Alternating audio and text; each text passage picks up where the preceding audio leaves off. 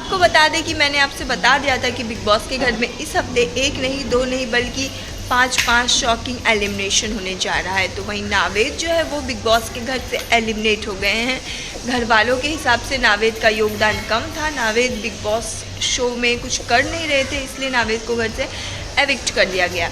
तो अब नावेद के बाद कौन से वो कमज़ोर कंटेस्टेंट हैं जो शो से बेघर हो सकते हैं? तो मेरे हिसाब से जिग्ना, रिंकू, तहलका, अरुण, ये चार जो है मेरे हिसाब से कुछ कर नहीं रहे हैं। जिग्ना, रिंकू का भी कुछ ज़्यादा योगदान मुझे नहीं दिखाई दे रहा है। तो वहीं अरुण, तहलका जो है वो सोकर ही अपना टाइम निकाल रहे हैं, साथ ही अनुराग भी।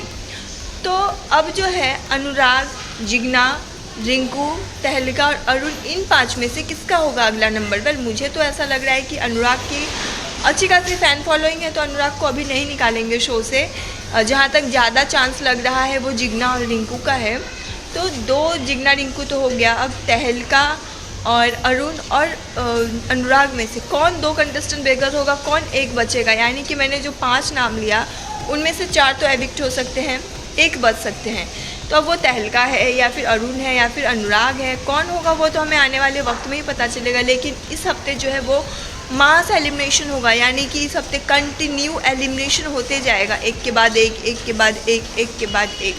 तो अब देखना दिलचस्प होता है कि नावेद के बाद अब किस किस कंटेस्टेंट का पत्ता शो से कटता है। वेल, आपको क्या लगता है कौन है वो 4 कंटेस्टेंट जिसे शो से निकाल देना चाहिए? कमेंट में बताएं और भी अपडेट्स के लिए सब्सक्राइब करें गपशप तो।